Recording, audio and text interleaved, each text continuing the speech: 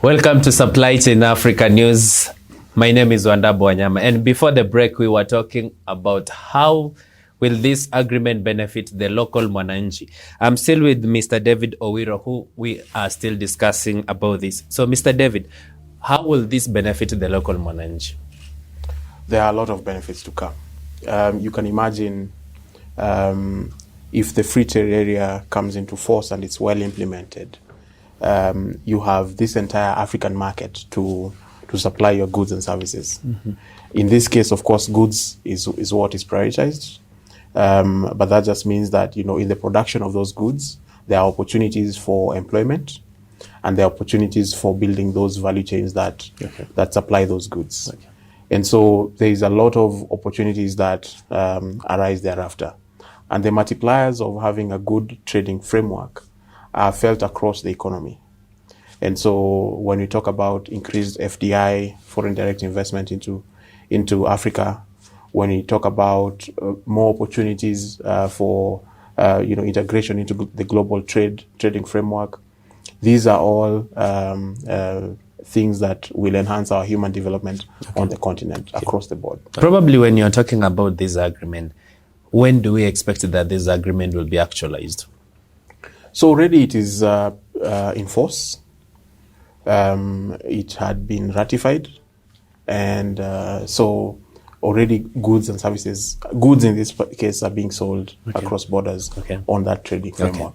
What has been left is the negotiations are ongoing on these aspects of determining where a good has been manufactured from. So these are called rules of origin negotiations. Because you have to define how do we say that this is a good made in Kenya, right?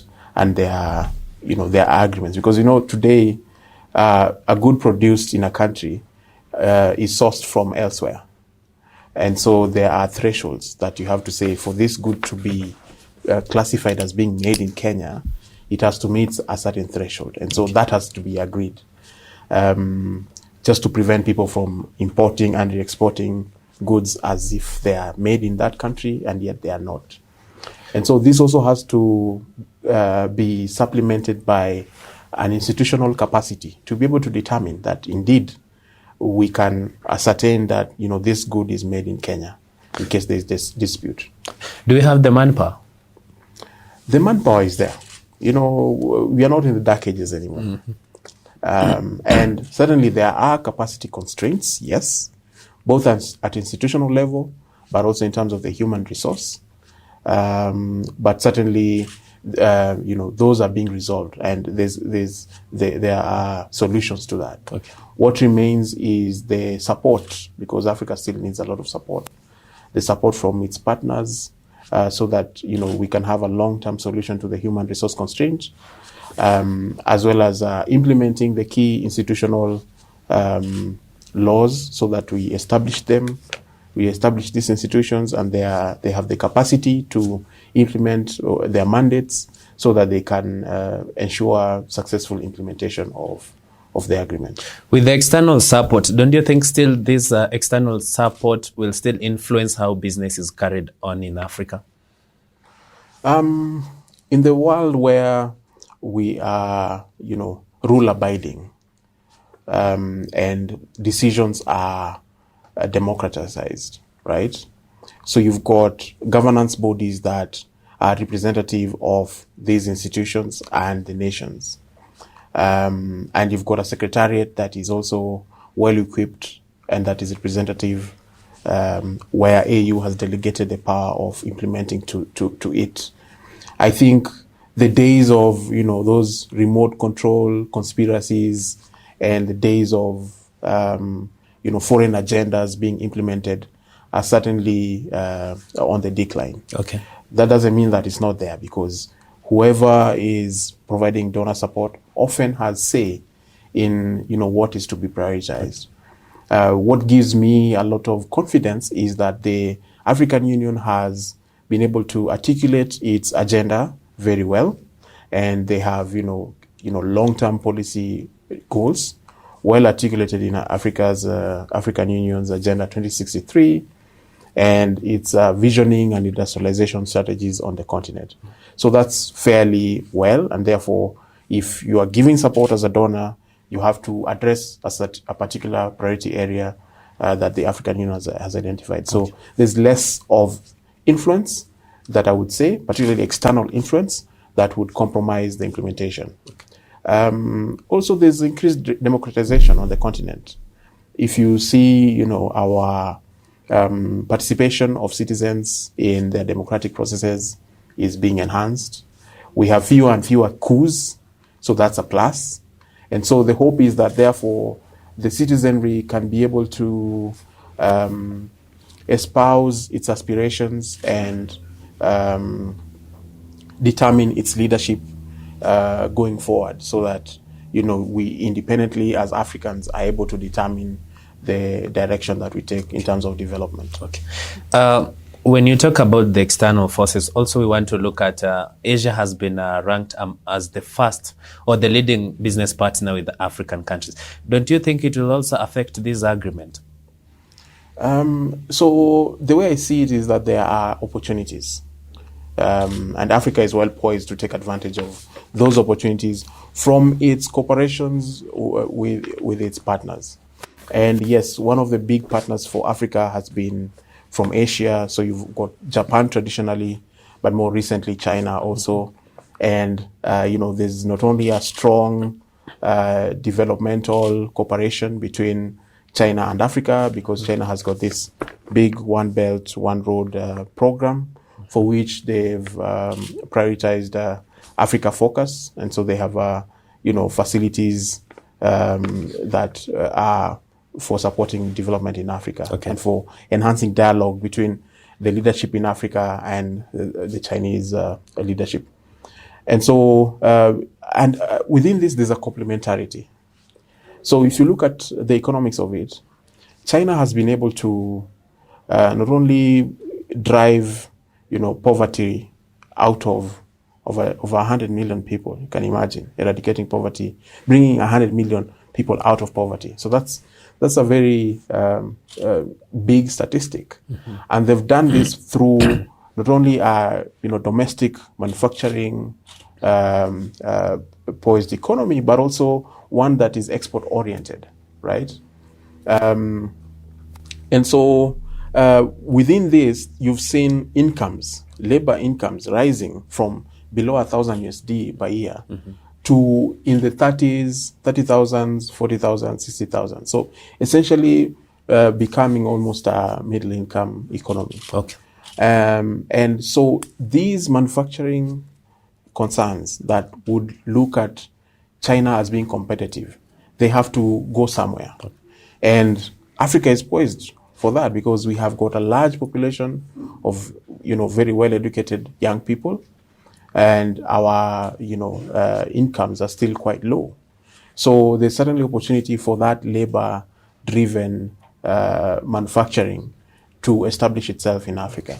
And so it will all depend on, the business environment at national level, because this now cannot be determined at the regional level. Okay. It has to be based on national policies, national economic policies. And so if the countries which are well poised, then can begin to see a shift going into those areas. And these are for key sectors. So if you see the way, for instance, in the textile sector, you've seen a shift going into Cambodia, going into Vietnam, as being the main areas where, the textile industry is deriving or manufacturing its garments and textiles. So the same kind of shift, Africa has to prepare for it. And so not only do businesses have to plan, but also at national level, governments have to ensure that they have the right business environment in order to shift their economic production to plug into these global value chains. In terms of infrastructure, how are African countries prepared for this agreement? Yeah. So two things. So we have a large infrastructure gap already, particularly the hardcore ones. So when you talk about your road, your rail, air travel, still quite limited. within Africa. And so that gap is, of course, has to be resourced, and it has to be plugged. And so that's a major weakness that we have. That therefore means that, in the face of today's reality, where governments do not have enough enough revenue really to prioritize infrastructure, that will continue to be a challenge in the long run. And so that's why external support is important. And so those complementary support from Africa's traditional partners, from new partners such as China, all can play a very important role in plugging that gap. But at the same time, there's an advantage that we have, because technology is changing, and Africa has been very quick to adapt to technology, particularly with regard to e-commerce and with regard to the potentials of mobile phone networks and all that. And so financial technology, particularly access, there's certainly a lot of room for growth in Africa. And, if you see the number of innovations that are happening with regard to delivery systems, with regard to e-commerce opportunities, there's certainly, nothing holding people back in that area. And so if you talk about market access and you look at the complementary technology that exists to support market access, where you've got e-commerce platforms that provide people with, a whole range of goods and services. You've got people being able to deliver services even when in their home countries, and they're delivering services internationally across the continent. Those are big pluses, and this is only enabled because of the infrastructure that exists in terms of IT. So there's certainly a lot of positives in that regard. Okay. So there has been an argument that probably those goods that you are going to produce locally might be of lower standard as compared to those that we can import into the African continent. Well, this standards question is something that is very vital, of course, in, even domestically. It's not only a domestic versus imported product or international products. It's really, are consumers buying quality products, or is the labeling on a product to be trusted? And so really the issue is around the institutions. So how do you enforce these standards? How do you regulate these standards? And so institutional capacity is very important. And so this is essentially the institutional capacity to both police and enforce whatever is produced domestically, but also enforce it for goods that are coming into the country. And so those are institutional quality questions that are often varied. And so the role of a regional agreement like this is therefore to harmonize these standards, so that, say, one country A produces a good of a particular standard, with a particular standard, and this standard is not accepted in a member or a partner country state. Okay. So the challenge is now achieve harmonization, and those are some of the things that are being negotiated on, so that you can harmonize these standards for either mutual recognition of your standards, or each other's standards, or having a standards body that is at the apex, so that they can then drive the enforcement of that standard. Okay. Yeah. What will happen to those countries that probably will not abide by the rules of the agreement? So there are various dispute resolution mechanisms.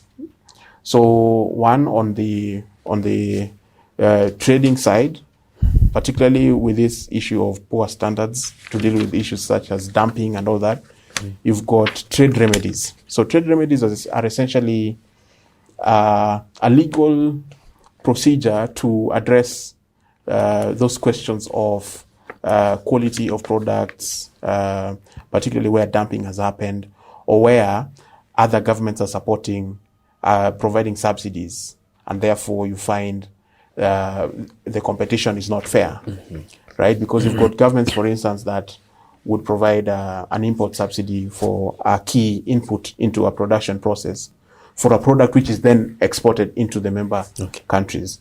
And so you'll find those commodities will have prices that are below the market.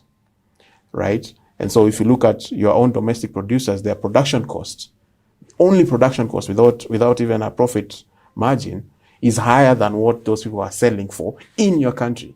So they've managed to manufacture it, put their profit, and even transport it, and still falling below your production cost. So those are some of the questions that a trade remedy process investigates and provides solutions. And there are various number of resolutions that it can provide. But apart from that, there are also the dispute resolution system, where you have the courts, right? And this can start at the national level and they go all the way to the regional level, right? So in the case of EAC, where that is fairly developed, you've got a regional court where you can appeal up to the regional court. Of course, having exhausted your national jurisdiction. We are going to take a short commercial break, and when we come back, we are going to talk about how corruption probably might affect the agreement.